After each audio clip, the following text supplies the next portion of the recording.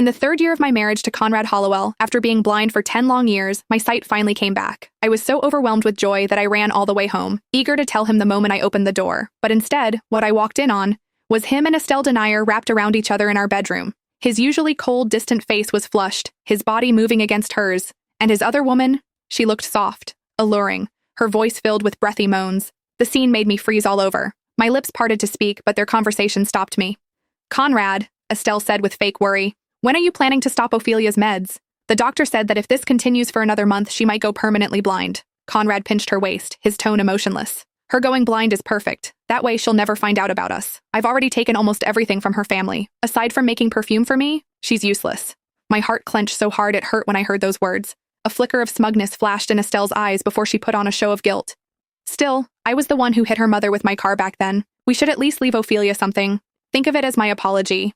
And at that moment, everything finally made sense. The man I once pulled back from the brink had turned into the monster who destroyed me. He was like a colorless, tasteless poison, sweet in the beginning until it seeped into every part of me and swallowed me whole. He gave my perfume to another woman. He stole my achievements. He even took my sight. Realizing all of this felt like a blade slicing straight through me. I stared at the two of them, entangled, shameless, betraying me without a second thought. The fire burning in my eyes felt endless. Right then and there, I swore I would destroy the Hollowells group. I would use my perfume and every sin they committed to drag them down into hell, and I would do it for my mother so she could finally rest in peace. The day I finally got my sight back just happened to be our third wedding anniversary. I honestly thought God was sending me a gift. I was ready to bring the report home and surprise Conrad, maybe even celebrate a little. But not even 30 minutes later, a letter showed up. And on it, in clear braille, was the one thing I never expected to read, that Conrad had been cheating on me. The dates, the times, how often, every disgusting detail was spelled out perfectly. I didn't want to believe it. My heart was shaking so hard it hurt. But the times recorded, all of them were moments he really wasn't with me. My stomach dropped with that fact. My hands were trembling when I called him. He had never ignored my calls before, but this time he just didn't pick up. That's when the panic hit. I called him over and over, more than 10 times, and he didn't answer once. And then my phone suddenly popped up a notification from the weight tracker.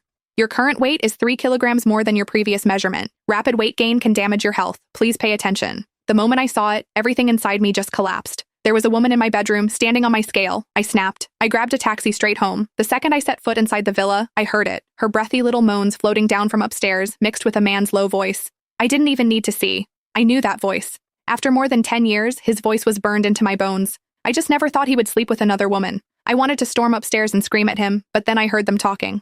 "Conrad, if I hadn't run over Ophelia's mother back then, you wouldn't have had to marry her just for a letter of forgiveness. And all these years, just to keep her clueless, you even messed with her eye medication. You've suffered so much because of me."